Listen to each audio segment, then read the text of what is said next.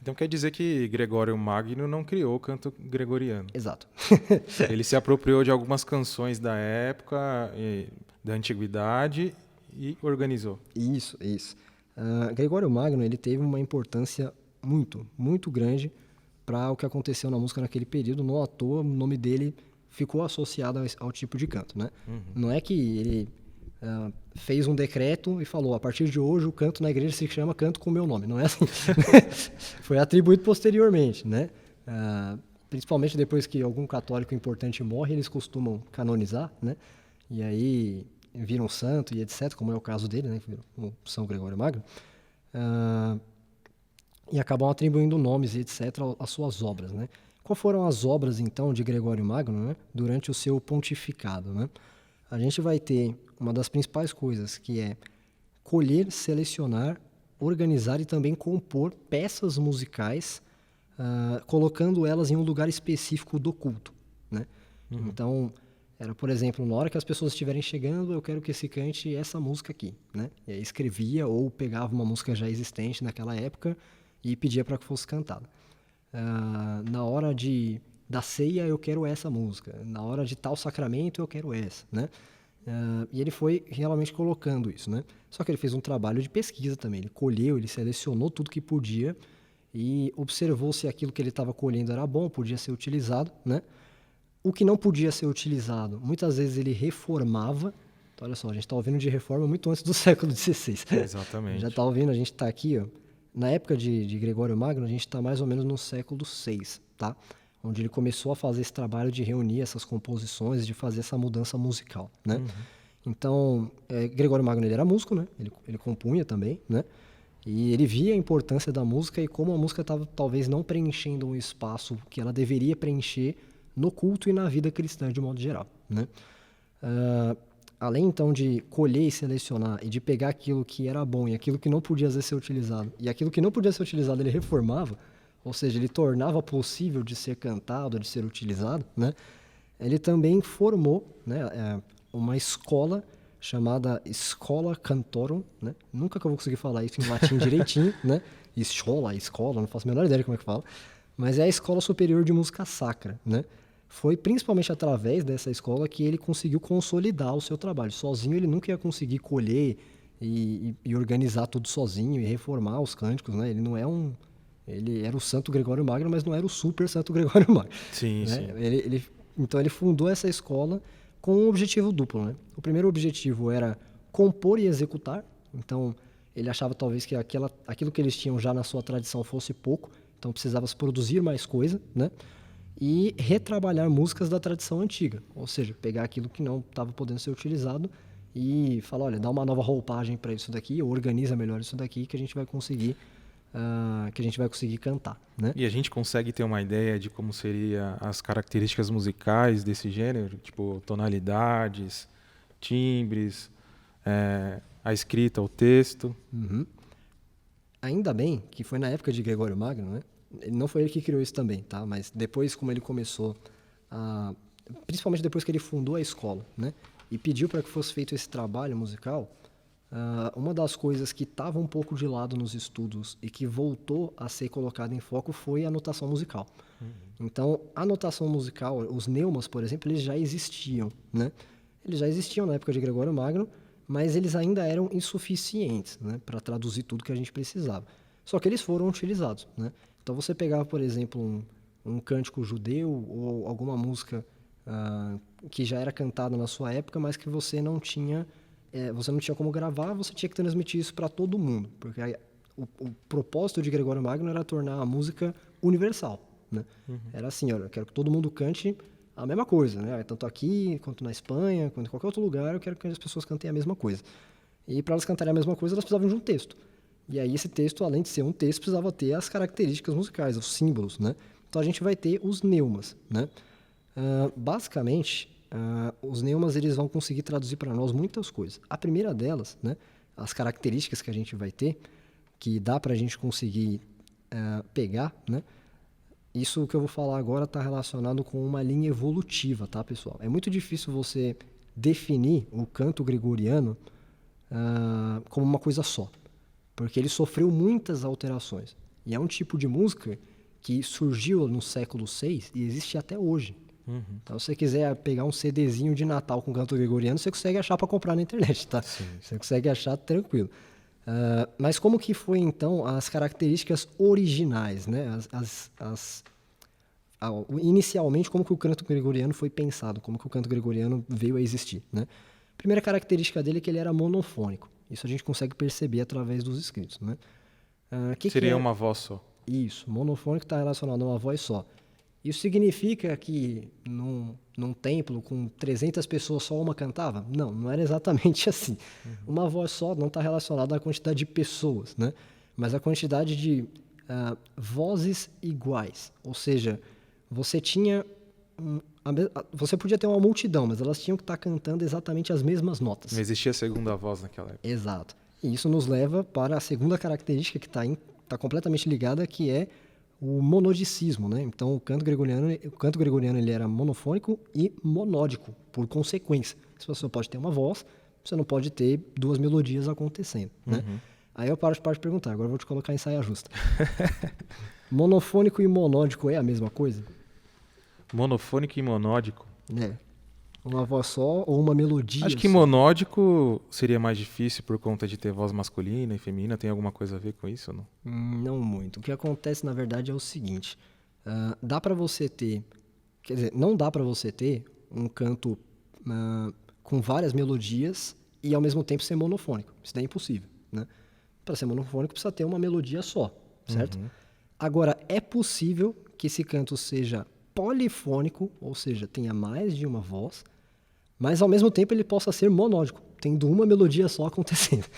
O louco, deu uma confusão agora. Deu uma confusão? Eu vou explicar. Isso se chama cânone. A gente não vai estudar o cânone hoje, porque ele vai estar provavelmente no nosso próximo episódio, né? Mas a nível de curiosidade, né? O que seria um cânone, né? Você tem uma melodia e essa melodia ela vai, por exemplo, de um compasso 1 até o compasso 4, né? Essa melodia ela termina ali. O que você faria, por exemplo? O cânone, você colocaria uma pessoa para cantar o compasso 1, e aí na hora que ela entrasse no compasso 2, a outra pessoa começaria a cantar o compasso 1. E as coisas começavam a entrar umas dentro das outras, né? Não ia ficar embolado um pouco?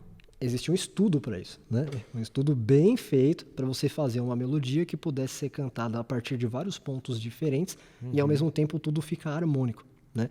Então a gente tem alguns exemplos de cânone hoje em dia, né? Tem várias brincadeiras infantis onde você pode colocar alguma música que as crianças vão cantar uma melodia e você pega um grupo separado e fala, olha, quando o fulano cantar tal parte, você começa a cantar de novo, mas do começo. E aí começa a virar uma bagunça organizada. Sim. Então existia a possibilidade de ser polifônico e ao mesmo tempo monódico, né? Era só mudar o tempo da melodia, ou seja, um vai começar a cantar no compasso 1, quando ele chegar no compasso 2, o outro começa do compasso 1, aí quando chegar no compasso 3, outra pessoa começa do compasso 1, e aí as coisas vão trabalhando de forma cíclica e vão tudo entrando uma nas outras, várias vozes diferentes, mas a mesma melodia sendo repetida, né, em tempos diferentes. Para quem não está entendendo nada, melodia é uma sequência de notas, tá? Então, se eu tenho, por exemplo, isso aqui, né?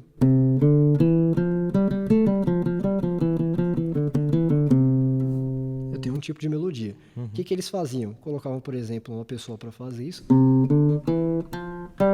E quando chegava, talvez, nessa nota, ele reiniciava as coisas, né? E aí ele começaria a fazer essa dupla a mesma melodia, só que duplicada a partir de um momento diferente, né? E acabava ficando organizado. Acabava ficando organizado, era feito um estudo, né? Se não ficasse bonito, era só não fazer, né? Era só falar, não deu bom, pessoal, vamos partir para outra. Tem outros estilos também, né, de canto gregoriano. Tem. Vocal, latino. Assim, não são estilos, mas são características que a gente vai ter que fazem parte da originalidade do canto gregoriano, né? Então a gente tem, como a gente já falou, a questão dele ser monofônico, dele ser monódico, e ele também era ele era vocal, né?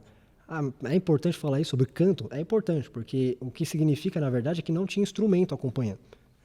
Então não tinha um violãozinho, não tinha um órgão, não tinha nada, né? Não tinha piano, não tinha nada. Não tinha flauta, era só realmente as vozes, né? Então ele é puramente vocal. Qual era a língua que eles cantavam, né? Era latim. Isso foi instituído desde o século III. O século III foi onde o latim foi instituído como a língua oficial da Igreja Católica e do culto também, né? Basicamente foi dito que, como a Igreja Católica estava em grande ascensão e estava indo para vários lugares do mundo, elas recebiam muita gente que não era, às vezes, do seu país, né? O mundo estava começando a se tornar um pouco mais pequeno devido aos transportes, né? Então tinha bastante viagem, pessoas de outros lugares iam te visitar e você recebia muita gente que não falava a sua língua. Então eles resolveram, apesar de eu não concordar com isso, eles resolveram colocar o canto, não só o canto, mas toda a liturgia da Igreja Católica, e é assim até hoje, né, em latim, como uma língua oficial. Então a desculpa era essa. Já que vai vir gente que não entende, por exemplo, o francês, então vamos falar latim. Uhum. Aí qual que foi o problema? Depois ninguém falava latim. Então Ninguém entendia. Exato. Então nem os da sua casa entendiam e nem os de fora entendiam. Nossa. Muito menos os de fora entendiam, né? Sim. Então, isso foi uma das principais causas também para fazer o canto gregoriano começar a entrar em decadência depois. A gente não vai falar agora da decadência dele, né? Mas foi uma das principais causas e se manteve assim o canto gregoriano até hoje. Ele é exclusivamente latino, ele é da língua em latim. Ele começou também com uma incidência muito forte de ser salmódico. Então, no começo eram bastante salmos que eram musicalizados em canto gregoriano, né? Ele era predominante não, ele era exclusivamente masculino. As mulheres não cantavam nessa Não, época. isso. Ela podia, sei lá, cantar do banco dela? Talvez, né? A gente não sabe dizer se elas eram queimadas por isso ou não.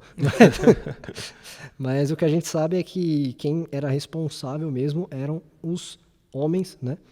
E principalmente os do clérigo, né? Então ela era também uma música clerical. Ela era uma música que só os oficiais da igreja podiam ensaiar, podiam cantar e etc, né? Então ela tem todas as características, né? Monofônico, monódico, vocal, latino, salmódico, masculino e clerical. Como a gente sabe de todas as características? Através da notação musical e de escritos também da época, né? Por exemplo, você não tem registro nenhum da relação de corais de cantos gregorianos da Igreja Católica uma mulher escrita. Só tem nomes de homens, né? Você tem escritos falando de que era algo que podia ser praticado só pelos clérigos, né? E os clérigos eram homens, mulheres não participavam disso, né? A questão também de ser em latim, porque a gente tem os escritos e todos são em latim, né? A grande maioria é em latim. Tem alguns lugares da Espanha que teve um canto gregoriano hispânico, que é até engraçado de ouvir, porque você ouve em espanhol um canto gregoriano, mas tinha, né? Só que não era oficial, né? Era meio clandestino o que estava acontecendo ali. Então o canto oficial mesmo era só em latim. E a questão da monofonia e do monodicismo você consegue ver pela notação musical também, né? A gente vai colocar para vocês verem agora uma peça, né? Uma peça musical que se chama Jubilate del Universa Terra, né? Ela é uma composição escrita nessa forma de neumas, né? E um dos corais atualmente cantou ela. Vamos dar uma ouvida para vocês verem como é que ela tá.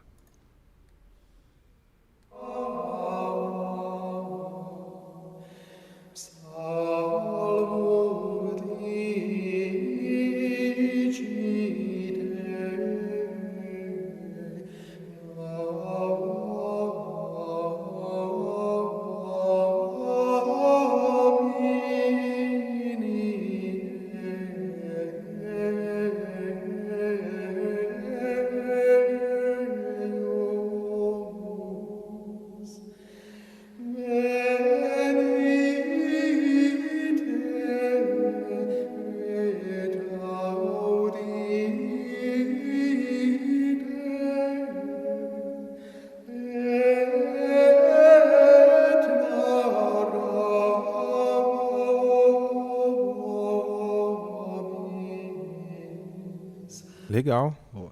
Então, no século IX, século X, então essa seria a música, o canto gregoriano que era tocado nas igrejas. Isso.